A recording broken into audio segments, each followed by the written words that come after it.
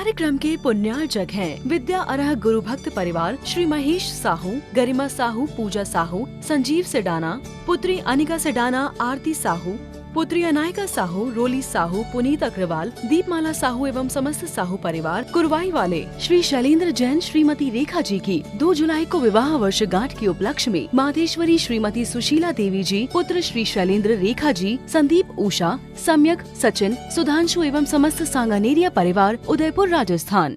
जिसने राग देश गामाद को जीते जग जान लिया, सब जीवों को मोक्ष मार्ग का निष्प्रय हो उपदेश दिया। बोलिए पंच परमेष्टि भगवान की, भगवान महावीर स्वामी के, अहिंसा परमो धर्म के, परम पूज्य आचार्य गुरुवर श्री विद्यासागर जी महाराज की, परम पूज्य आचार्य श्री समय सागर जी महाराज की, परम पूज्य सुंदर सागर जी महाराज की। जीवन को प्रसन्न बनाए रखने के लिए बात चल रही है, हम अपने जीवन में खुशी कैसे लाएं। संसार का हर प्राणी सुख चाहता है, खुशी चाहता है, लाभ चाहता है, सब कुछ अच्छा हो इस आशा से भर कर के सुबह की नींद पूरी करता है, लेकिन सारी जिंदगी प्लानिंग में निकाल देता है।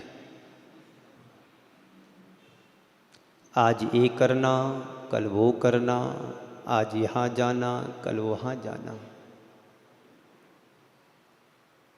बोलो इस अनुभव है कि नहीं ऐसा? कल हमारे लिए कुछ विद्वान लोग शाम के लिए समय मिले, महाराज श्री आपको उधर चलना है। किधर चलना? यूनिवर्सिटी चलना है। क्यों? बोले वहाँ पर जैन दर्शन के बारे में बहुत बड़ा काम किया जा रहा है, कीर्ति स्तंभ भी ऋषभदेव के नाम से बनाया जा रहा है, और जैन दर्शन को हजारों वर्ष तक सुरक्षित रखने के लिए एक भवन का निर्माण भी हो रहा है। बहुत अच्छी बात है। ये जैन दर्शन आज का नहीं है, अनादि का है, अनादि काल से चला आ रहा है। अनंत काल तक इस दर्शन की प्राचीनता हमारे समाज में ऐसे मूर्धन यदि विद्वान होते हैं तो इस प्राचीनता को, इस दर्शन को जो हम सदियों से देखते चले आ रहे हैं, वह आगे भी देखने को, हमारी पीढ़ी और संतति को देखने को मिलेगा। मैं बात कर रहा था जीवन में प्रसन्नता कैसे लाएं। कल मैंने कहा था आप सबके मध्य जीवन में ठहराव तभी आ सकता है जब हम अपने आप में स्थिर रहेंगे। जब व्यक्ति अपने आप में स्थिर रहता है तो उतार चढ़ाव में कितनी भी प्रतिकूलताएं आएं, अपने आप को प्रसन्न बना करके रखता है। धर्म जो हम अभी तक करते आ रहे सब क्रिया का धर्म है, लेकिन अंतरंग धर्म तो हमारी समता है। ये समता हमारे जीवन में कैसे आए, यानी स्थिरता कैसे आए हमारे जीवन में, तो स्थिरता का मतलब है प्रसन्नता बनाए रखना। सदाबहार प्रसन्न कैसे बने रहें, कैसे आए ठहराव। 4 बातें आप सबके मध्य कहूँगा। स्वभाव को जानो। आज व्यक्ति अपने आप को भूल करके दूसरों को जानने का ज़्यादा प्रयास करता है। पूज्य गुरुदेव हमेशा कहा करते थे, दूसरों के घर में झाड़ू लगाने से कचरा किसका साफ होगा? है? दूसरों के घर में झाड़ू लगाओगे तो दूसरों के घर का कचरा साफ होगा, और निज घर में झाड़ू लगाओगे तो अंतर आत्मा उज्जवल होगी। लेकिन लोग करते क्या है, अपने अंदर झांकने का प्रयास नहीं करते, दूसरों को देखते हैं कि ये कैसा है। यानी हम दूसरों के कचरा साफ करने का ठेका ले लिया। क्यों ठेकेदार जी? संत कहते हैं सदा बहार यदि प्रसन्न बने रहना है तो खुद के घर की झाड़ू निकालो। अभी आप लोग झाड़ू के बारे में सुन रहे थे, जिसे पंच सूना में शामिल किया गया है। बाहर से शून्य हो जाओ तो हो जाओ, लेकिन अंदर से शून्य नहीं होना। अंदर से शून्य यदि हो जाओगे तो जीवन में कुछ नहीं कर पाओगे। तो स्वभाव को पहचाने, जाने, समझे। हम लोगों के मन में इष्ट अनिष्ट संयोग होता है, संकल्प विकल्प आते हैं, तब मन हमारा परेशान हो जाता है। अभी आप लोग यहाँ पर बड़े शांत बैठे हैं, बैठे हो ना? बोलो हाँ, आवाज़ तो आना चाहिए ना। अभी आप लोग यहाँ पर कैसे बैठे हैं? अच्छे से बैठे हैं, कोई विकल्प तो नहीं है ना? जोर से बोलो। और आप किसी के घर मेहमान होते हैं, है ना, और सामने सोफा लगा हुआ है, टिकने के लिए तकिया है, गादी रखी हुई है, और आपको नीचे चटाई पर बैठने को कहा जाए तो आपको क्या लगेगा? विकल्प आएगा। कैसा व्यक्ति है, बुलाया और नीचे जमीन पर बैठा रहा। यही ना मन में आएगा।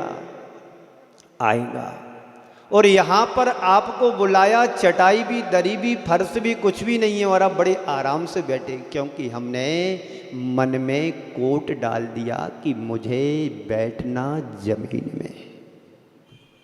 तो मन हमारा बड़ा प्रसन्न रहता है, खिन्नता नहीं आती है। और जहाँ पर सम्मान के साथ बुलाया है और जमीन पर बैठा दिया जाए तो मन में आकुलता, व्याकुलता पनपने लगती है। संकल्प विकल्प हमारे मन में आना लगता है। आचार्य कहते हैं थोड़ा विचार करें कि संसार में जो कुछ भी घट रहा है, क्या सब तेरे हाथ में है? बोलो। कुछ भी हाथ में नहीं है। मैं सुबह जहां पर गया, बोले महाराज श्री प्राकृतिक भवन बन रहा है। प्राकृतिक भाषा के लिए प्राकृतिक भवन बना रहे हैं। मैंने कहा कि प्राकृतिक भवन प्रकृति की गोद में बन रहा है। किसकी गोद में? प्रकृति की गोद में प्राकृतिक भवन बन रहा है। इसलिए आज हम सब के लिए आकृति लेकर के आना है। जहां प्रकृति अति सुंदर लगती ऐसा संत महंत कहें। जहां प्रकृति अति सुंदर लगती ऐसा संत महंत कहें। मेरा भारत देश सदा से गुरु भक्ति में रुचिवंत रहे। ज्यों बसंत के आ जाने पर प्रकृति स्वयं खिल जाती है, खिल उठती है, वैसे ही जब संत पधारे संस्कृति ही खिल उठती है। जहां प्रकृति अति सुंदर लगती ऐसा संत महंत कहें।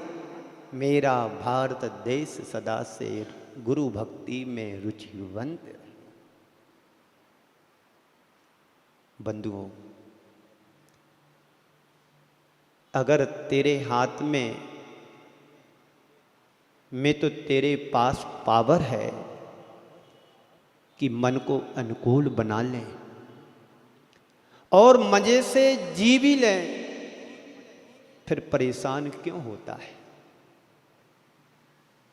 लेकिन क्या यह संभव है? नहीं है। इसलिए नहीं है, वस्तु का स्वभाव परिवर्तनशील है। वस्तु स्वभाव धम्मो, वस्तु का स्वभाव धर्म है।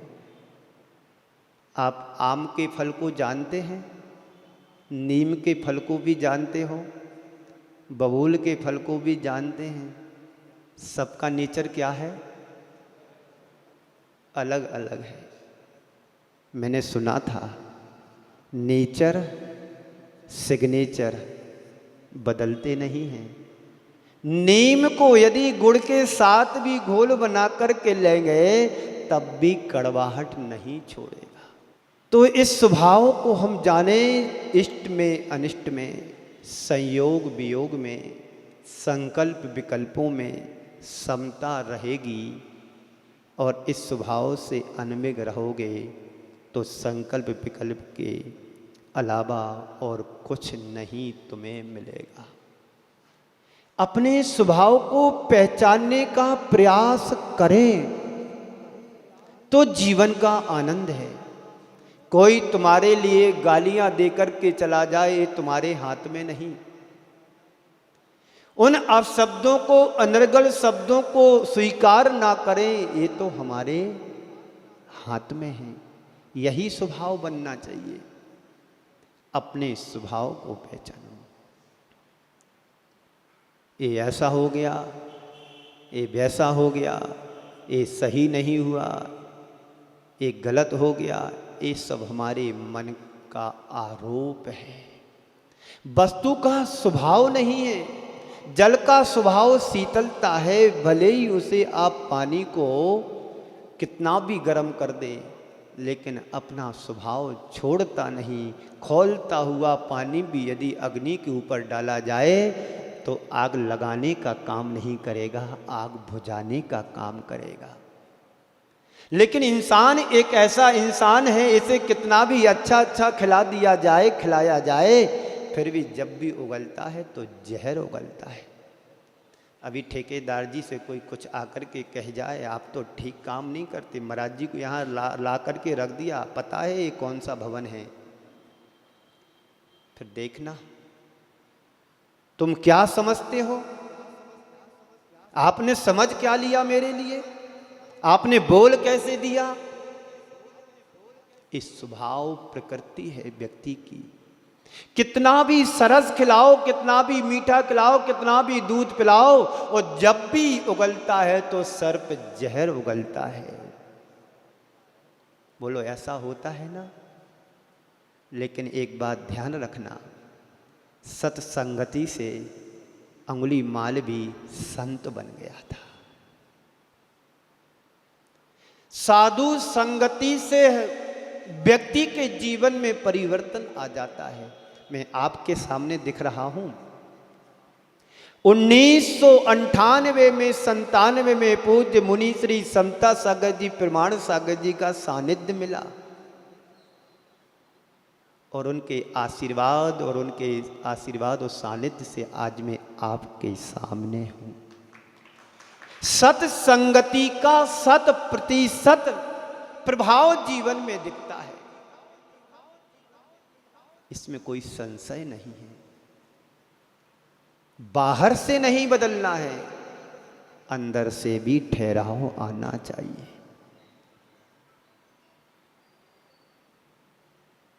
तो आप लोग भगवान की स्तुति करते समय बोलते हो, क्या कहते हैं?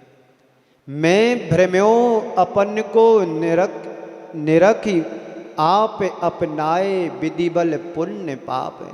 निज को पर का करता पिछान, पर में अनिष्टता इष्ट ठान। आकुलित भयो अज्ञान धारी को, मृग तृष्णा जानी बारी।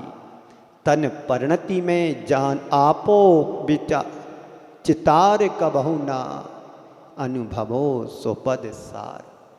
ये अध्यात्म के पद हैं, आप लोग पढ़ते होंगे कभी कभार।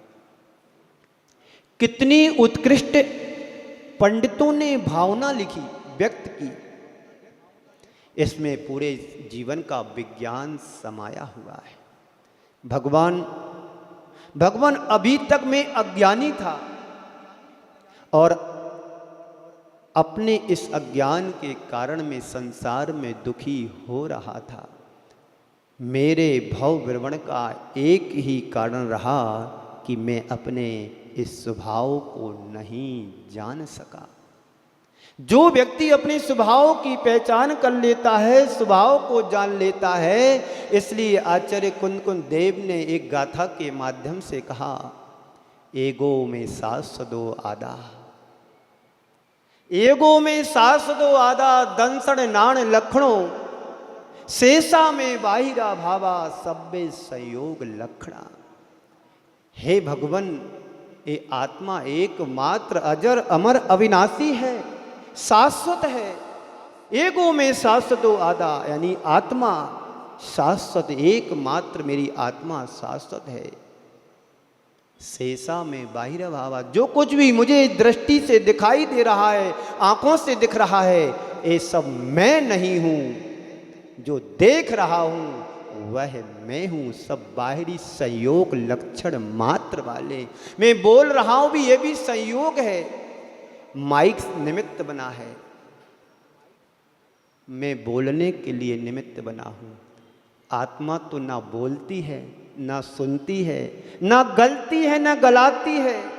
जो कुछ भी क्रिया 100% होती है पुद्गल के साथ, जड़ के साथ होती है, क्योंकि अनादि संबंध है। क्या इस शरीर और आत्मा का जो गठबंधन है अनादि काल से है, आज का नहीं है। जैसे दूध और पानी में अनादि काल से एक मिलावट आई है, उसे हम अलग करने की प्रक्रिया विधि विशेष के द्वारा कर सकते हैं, वैसे ही शरीर से आत्मा को पृथक किया जा सकता है जब तुम स्वभाव को जानोगे तब। बिना स्वभाव के अभी तक हम परभाव में फंसे हुए हैं। जो कुछ भी क्रिया हमारे द्वारा होती है पर है, विभाव है, स्वभाव में नहीं है। स्वभाव में तो कुछ भी नहीं होता, ना खाता है, ना पीता है, ना चलता है, ना फिरता है, ना जानता है, ना देखता है। अंतर आत्मा तो अपने आप में अंतरंग लक्षण वाला है, दर्शन और जानना और देखना। तो मैं अपने इस स्वभाव को नहीं जान पाया, इसलिए संसार के परिभ्रमण में लगा हुआ हूं। तुम बिन में व्याकुल भयो, जैसे जल बिन बीन, जन्म जरा मेरी हरो, करो मोह स्वाधीन। रोज भगवान के सामने समक्ष होकर के विनय के साथ पाठ करते हो। इस कार्यक्रम के पुण्यार्जक थे विद्या अरह गुरु भक्त परिवार श्री महेश साहू, गरिमा साहू, पूजा साहू, संजीव सेडाना, पुत्री अनिका सेडाना, आरती साहू, पुत्री अनायका साहू, रोली साहू, पुनीत अग्रवाल, दीपमाला साहू एवं समस्त साहू परिवार, कुरवाई वाले श्री शैलेंद्र जैन श्रीमती रेखा जी की 2 जुलाई को विवाह वर्षगांठ के उपलक्ष्य में माधेश्वरी श्रीमती सुशीला देवी जी, पुत्र श्री शैलेंद्र रेखा जी, संदीप उषा, सम्यक, सचिन, सुधांशु एवं समस्त सांगानेरिया परिवार, उदयपुर राजस्थान।